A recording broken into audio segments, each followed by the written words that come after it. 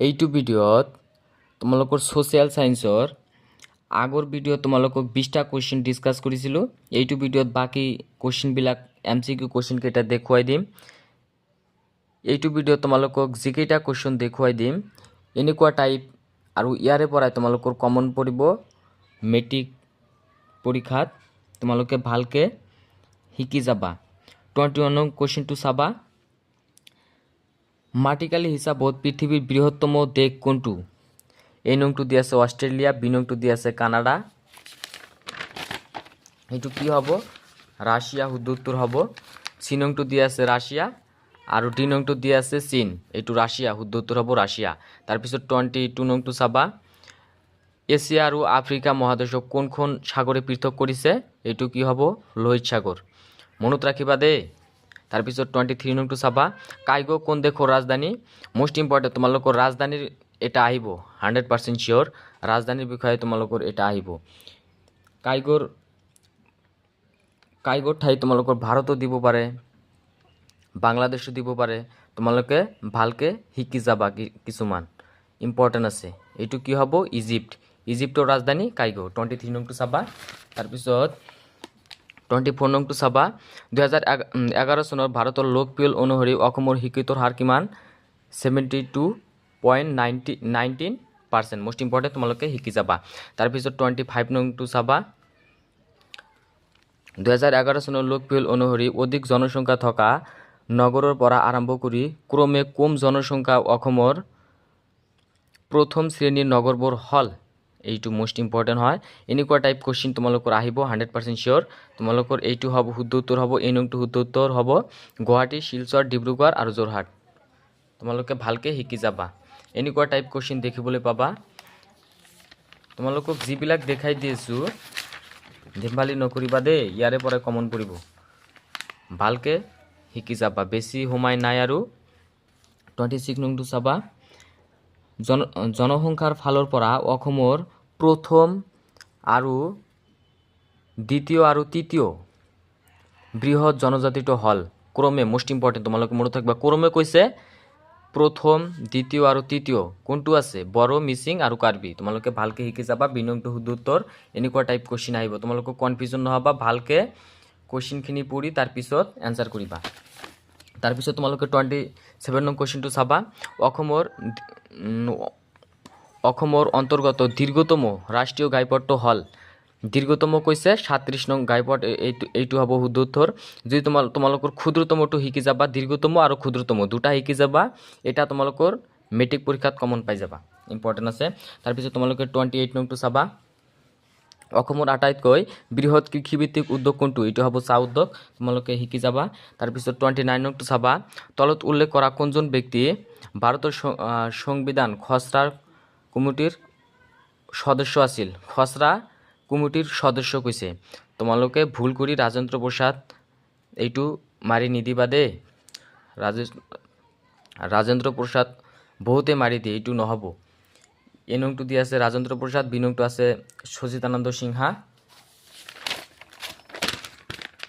তাৰপিছত চি নংটো আছে তোমালোকৰ সৈয়দ মহম্মদ সাদুল্লাহ। তাৰপিছত ডি নংটো আছে গোপীনাথ বৰদলৈ। এইটো সৈয়দ মহম্মদ সাদুল্লাহ হ'ব। চি নংটো শুদ্ধ উত্তৰ হ'ব। Most important. ৰাজেন্দ্ৰ প্ৰসাদ আছিল খচৰা কমিটিৰ সভাপতি। মনত ৰাখিবা। আৰু সদস্য আছিল Syed Muhammad Saadulla. Most important, confusion নহ'বা। তাৰপিছত 30 নংটো চাবা। তলত দিয়া বিকল্পবোৰৰ পৰা ভাৰতৰ যুক্তৰাষ্ট্ৰ ব্যৱস্থাৰ বৈশিষ্ট্য বাছি উলিওৱা। এনেকুৱা কুৱেশ্যন তোমালোকে দেখিবলৈ পাবা। তোমালোকে ভালকে চাবা। ভালকে চাইখিনি উত্তৰ কৰিবা। এইটো ডি নংটো শুদ্ধ উত্তৰ হ'ব। তোমালোকে ভালকে চাবা। তাৰপিছত তোমালোকে 21 নংটো চাবা। ৰাষ্ট্ৰসংঘ দিৱস কোন তাৰিখে পালন কৰা হয়? 24 অক্টোবৰ। এইটো কুৱেশ্যন মোষ্ট ইম্পৰ্টেণ্ট। তোমালোকে ভালকে শিকি যাবা। মোষ্ট ইম্পৰ্টেণ্ট 100% চিয়'ৰ আহিব এইবাৰ। তাৰপিছত তোমালোকে 32 নংটো চাবা। ৰাষ্ট্ৰসংঘৰ বৰ্তমান সদস্য ৰাষ্ট্ৰৰ সংখ্যা কিমান? এইটো মোষ্ট ইম্পৰ্টেণ্ট। তোমালোকে মনত ৰাখিবা।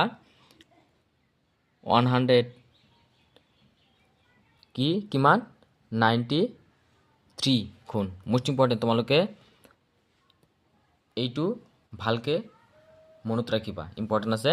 তাৰপিছত তোমালোকে 33 নংটো চাবা, ৰাষ্ট্ৰসংঘৰ বৰ্তমান সচিব প্ৰধান কোন?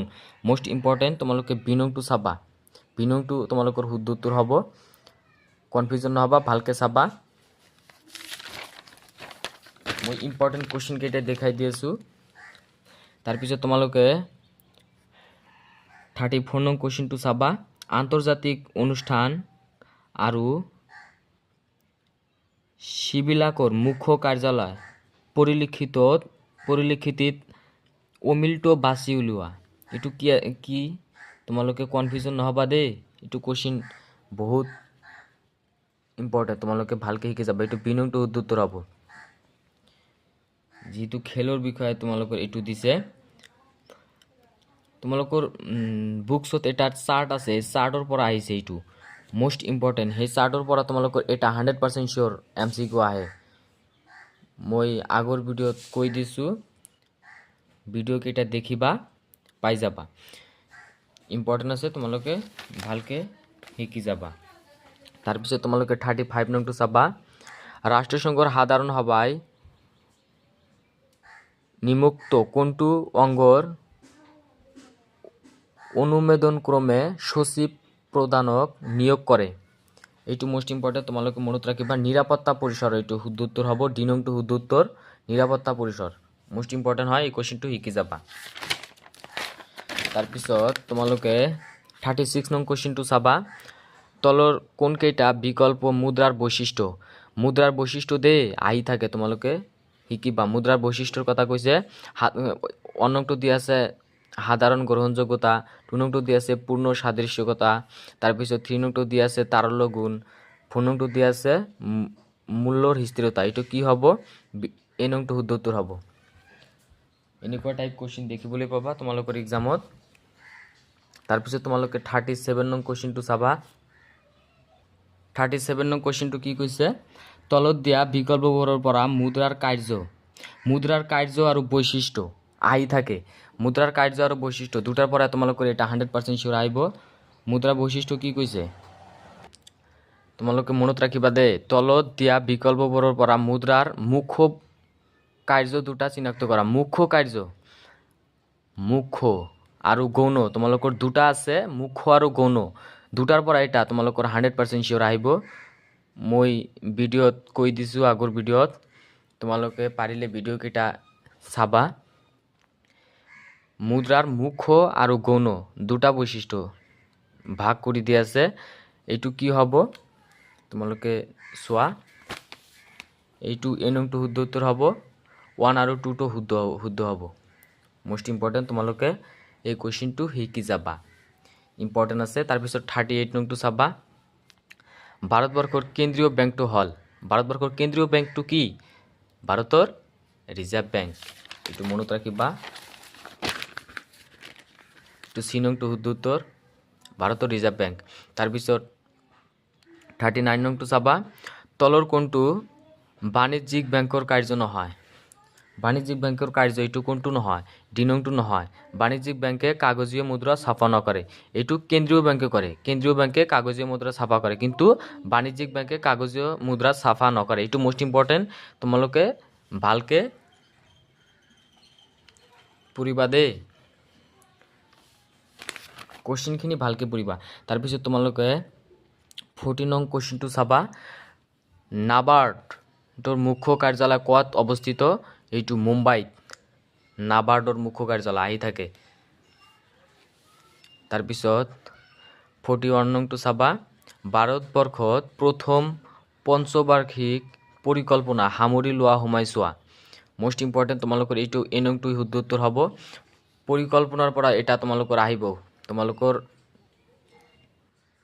এটা 100% চিয়'ৰ ইয়াৰ পৰা আহে। তোমালোকৰ এটা চাৰ্ট আছে, চাৰ্টটো তোমালোকৰ পঢ়িব লাগিব, চাৰ্টটো তোমালোকে পঢ়িবা, ইম্পৰ্টেণ্ট আছে। এনেকুৱা টাইপ কুৱেশ্যন আহিব, ইয়াৰ বাহিৰত তোমালোকৰ নাহে। যিমান পাৰা ভিডিঅ'টো শ্বেয়াৰ কৰা তোমালোকৰ বন্ধু বান্ধৱীৰ মাজত। তাৰপিছত 42 নংটো চাবা, 2015 চনৰ গঠিত নীতি আয়োগৰ অধ্যক্ষ কোন? এইটো কি? ভাৰতৰ প্ৰধানমন্ত্ৰী। ইম্পৰ্টেণ্ট আছে, কুৱেশ্যনটো শিকি যাবা। তাৰপিছত 43 নং টু চাবা এইটো কুৱেশ্যন চাবা কি কৈছে দেশৰ আৰ্থিক ব্যৱস্থাৰ ওপৰত থকা ৰাষ্ট্ৰৰ নিয়ন্ত্ৰণকৰণ শিথিলীকৰণ কৰা কাৰ্যক কোৱা হয় কি কোৱা হয় এইটো কোৱা হয় উদাৰীকৰণ ব্যক্তিগতকৰণ আৰু গোলকীকৰণ তোমালোকৰ তিনিটা দিয়া আছে এই তিনিটাৰ পৰা এটা তোমালোকৰ 100% শিওৰ আহিব তোমালোকে তিনিটাই পঢ়িবা তিনিটা পঢ়িলে তোমালোকৰ এটা এমসিকিউ 100% 1 মাৰ্কস তোমালোকে কমন পাবাই শিওৰ তোমালোকৰ এইটো আৰু বেছি ইম্পৰ্টেন্ট আছে তাৰপিছত তোমালোকে 44 নং কোৱেশ্যনটো চাবা ব্যক্তিগতকৰণ হল দেখিছা এনেকুৱা টাইপ ইয়াৰে পৰা তোমালোকৰ দুটা কোৱেশ্যন দিছে তোমালোকে পঢ়িলে হে পাবা এটা এমসিকিউ টাইপ তোমালোকৰ দিয়া থাকিব আৰু এটা ক'ব কি ব্যক্তিগতকৰণ হল ঠিক তেনেকৈ গোলকীকৰণ হল বা উদাৰীকৰণ হল এনেকুৱা দিয়া থাকিব ব্যক্তিগতকৰণ কি চৰকাৰৰ খণ্ডৰ অধীনত থকা প্ৰতিষ্ঠানসমূহ বেচৰকাৰী খণ্ডলৈ মুকলি কৰি দিয়া নীতি হল ব্যক্তিগতকৰণ এইটো ইম্পৰ্টেন্ট তোমালোকে চাবা এই নংটো উত্তৰ তাৰপিছত তোমালোকে লাষ্ট কোৱেশ্যনটো চাবা 45 নং কোৱেশ্যনটো দেশৰ মুঠ জাতীয় আয়ক মুঠ জনসংখ্যাৰে হৰণ কৰিলে কি পাও আমি এইটো পাও জনমূৰি আয় যদি তোমালোকে এইটো ভিডিওত কোনোবা কোৱেশ্যন বুজাত অসুবিধা পাইছা মোক কমেন্ট কৰি ক'লে ভাল এইটো কোৱেশ্যন বুজাত অসুবিধা পাইছো স্যাৰ বুজাই দিয়ক মই তোমালোকক বুজাই দিবলৈ চেষ্টা কৰিম তোমালোকে যিবিলাক কোৱেশ্যন এইটো ভিডিওত দেখিছা তোমালোকে ভালকে শিকিবা মোস্ট ইম্পৰ্টেন্ট কোৱেশ্যন হয় এইটো চেপ্টাৰৰ সোশ্যাল সায়েন্সৰ ইয়াৰে পৰা তোমালোকৰ কমন পৰিব এইটো ভিডিওত তোমালোকক জিকেটা এমসিকিউ কোৱেশ্যন দেখুৱাই দিলো ইয়াৰে পৰা তোমালোকৰ মেট্ৰিক পৰীক্ষাত কমন পৰিব তোমালোকৰ হাতত আৰু বেছি টাইম নাই তোমালোকে ভালকে পঢ়িবা যদি তোমালোকৰ লং কোৱেশ্যনৰ বাবে এক্সট্ৰা ভিডিও লাগে মোক ক'লে হল লং কোৱেশ্যনৰ বাবে এক্সট্ৰা ভিডিও বনাই মই আপলোড কৰি দিম মোৰ ইউটিউব চেনেলত যে লং কোৱেশ্যনৰ এক্সট্ৰা ভিডিও লাগে কমেন্ট কৰিলেহে মই ভিডিও দিম নহলে নিদিও আৰু তোমালোকৰ বন্ধু বান্ধৱীৰ মাজত ভিডিওটো যিমান পাৰা শেয়াৰ কৰা সকলোৱে যাতে ভাল এক্সাম দিব পাৰে যদি তোমালোকৰ ব্লেক সায়েন্সৰ যদি ইম্পৰ্টেন্ট এমসিকিউ কোৱেশ্যন লাগে কেনেকুৱা টাইপ আহিব মোক ক'লে হল মই মোৰ ইউটিউব চেনেলত ভিডিও বনাই আপলোড কৰি দিম